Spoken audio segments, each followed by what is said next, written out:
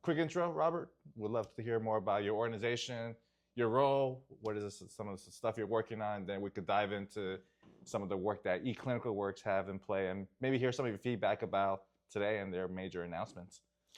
So my name is Robert DeLuca. I am the EMR administrator innovator for Medical Consultants Management. We run primary care, ACOs, urgent care. We have specialties.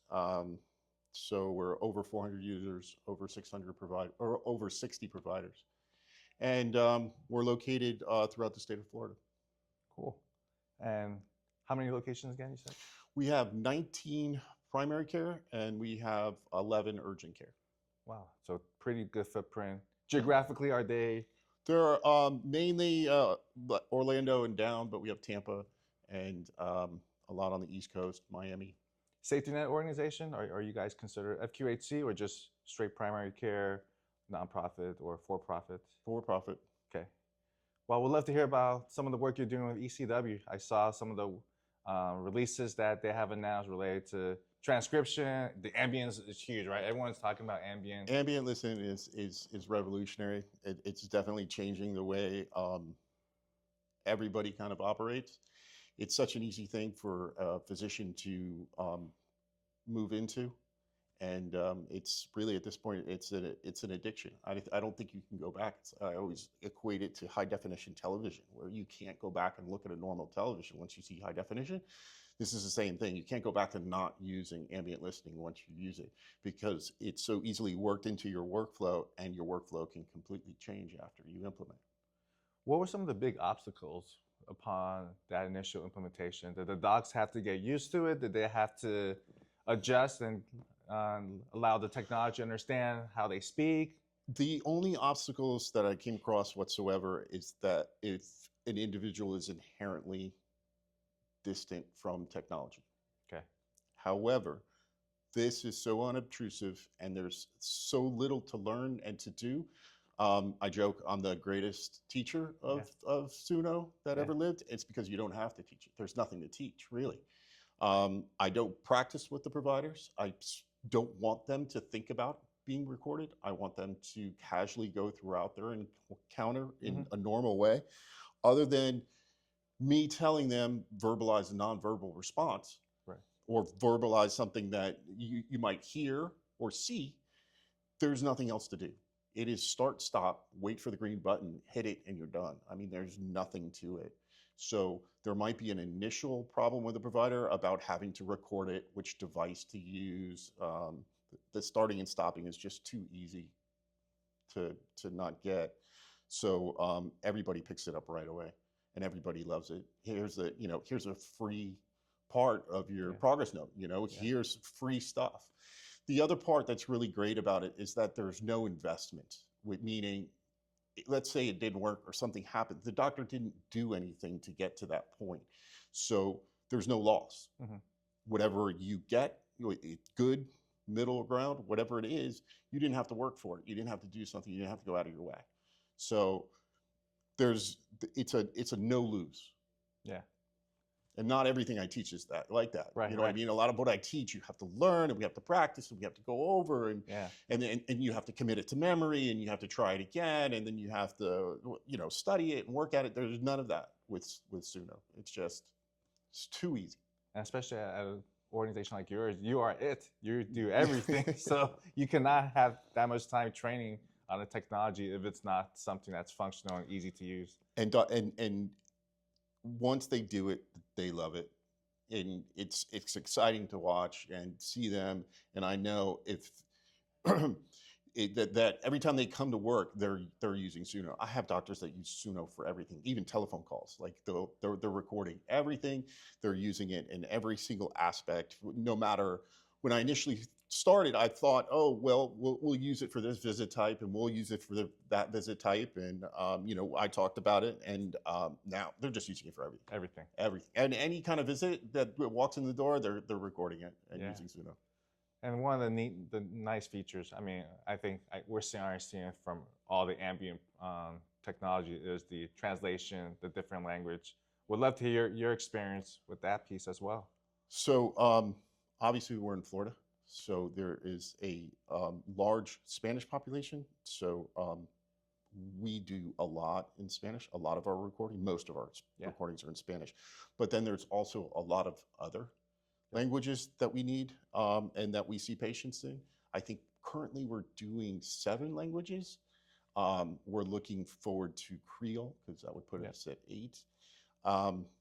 And then one of the other things that's worked out really, really well is that it does Spanglish exceptionally well. So we have a lot of encounters that will flip between English and Spanish. The questions will get asked in Spanish. The answers will be given in English, and then vice versa. And they'll flop, and then you'll get some words in English and some words in Spanish, and the average person remembers this word in English and remembers that. The bilingual gets in the way sometimes, and Suno picks it all up. You don't have to pick one language and stick with it, which is, to me, I think the most remarkable language part of the whole thing is that it picks up this dual language that's going on. Yeah. Did you guys look at any other products during that time? I did. I did, I want to say 3. I looked at 3 products before I even heard the word Suno. Yeah. And then it wasn't too long after that I was able to get a demo. And then shortly after that, I had heard about the integration. And that was going to be my problems with the other ones because because the 2 things I was looking at was cost and integration. Yeah. And initially, that novel technology is going to be super, super expensive. Yeah. So it was, I mean, insane numbers in the beginning. 3 years ago, 2.5 years ago, just insane numbers everywhere. And then the integration wasn't going to be good. There was going to be cutting and pasting. Oh, for sure. Yeah, I think that's always the key. I think we're starting to see that trend where from every EHR vendor, they're starting to create their own so that it's integrated, and then it'll be interesting to see these third markets. I think so too. Because once you start cutting and pasting, you're losing the time that you're saving. Right. And it kind of defeats its own purpose if you can't just say, here, I saved you time. Yeah. And when I do implement Suno with a new provider, I'm showing them, hey, look, you just saved 10 minutes. You just saved 10 minutes. You just saved 10 minutes. And those bundle up during the day. And I have providers that tell me they're saving an hour, up to an hour every single day with these 10, 5-minute increments and blocks. Added it up, it's an hour. So you guys did some measurements for ROI, I'm sure, where some docs just went, wow, you saved me some pajama time. Now I don't have to do all this stuff. Within the first week, I analyzed that. I picked a doctor purposefully, and I showed up on Monday, and I stuck with him the whole week when we first got it. And we started to analyze how much time he was saving that first initial week. Before I even taught it to provider 2, we knew that it was going to save time. Nice. All right, so big announcements today. What got you excited? The billing, there's some billing options that I thought were great. I mean, obviously the idea of glasses and cards and it following the language and pulling up things out of the patient's history and displaying those, that seemed pretty interesting. I can't wait to see that technology and where that goes, because you're constantly thinking about, oh, well, what's the next thing? What's the next feature? You know what I mean? Like, just basically everything. I think that there was a couple of AI stuff. The Genie, I'd love to see and get that. And then the idea that by the time the call gets to a live person, that there's data already for them to look at. They see the Genie interaction, the patient's already pulled up. That seems like a tremendous saving of time than rather have to answer the phone, have a conversation, then get the patient information, then look it up. The idea that would just pop up is pretty great one. Are you guys using anything currently with your contact center software? Yeah, we do. We have contact center software, and all of the call center people are trained in ECW, so they're utilizing the both screens, and they have one on one side and one on the other. Are you guys using any of the AIs or agentic AIs from the contact center, or maybe not? The automation, right? Whether it's not getting a live person at the start, are they talking to robots at the start? We do. We have a little bit, but I'd love to get with Genie because that's integrated. Exactly. Anything else is not integrated. It's just static, and you're not really getting anything done at that point. I would love to see what that can do for the individuals that are stuck on Yeah. phones for 15, 20 Right. minutes. See if you could break that down to 2 and Mhm. 3 minutes, get it done a little faster. Yeah. And what will be very interesting is, for certain organizations, that product can actually be their contact center. So it'll displace the contact center for a lot of, Completely, yeah. right? Because you won't be able to have two, or otherwise you're forwarding, you're doing a lot of programming just to get it to, hey, this is a patient access versus Right. something different. It's just a refill. Right. You know what I mean? So it'll be interesting somewhere. Prisma, I've heard a lot about things that you're doing with Prisma. We're getting excited. Speaking of the call center, I actually spent last week teaching the call center Prisma.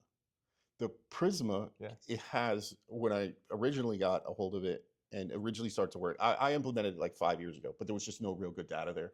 So no matter how many times I showed it, I would have to like write down account numbers. Mhm. And then if I ever wanted to show it or display it or teach it, Yeah. I would have to go and find those account numbers.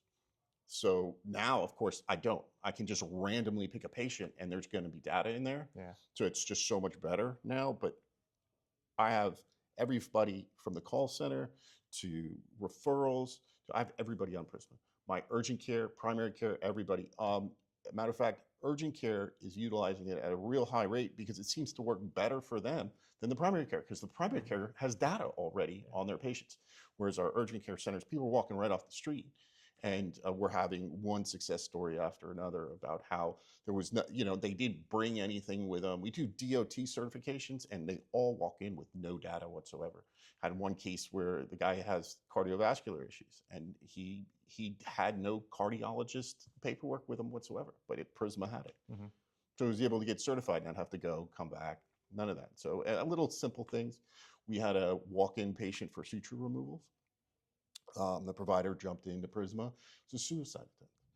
So little things can drastically change the treatment. Yeah.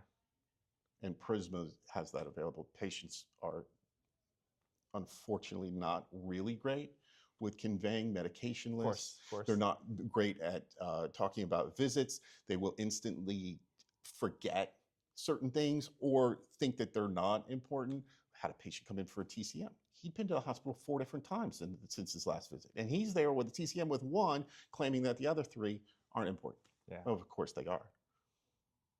Perfect. Well, appreciate your time. Loved hearing these stories. Thanks. You're one of the key inspirations I think I always hear about from ECW. So thank you so much. Thank you. I appreciate it. Yep.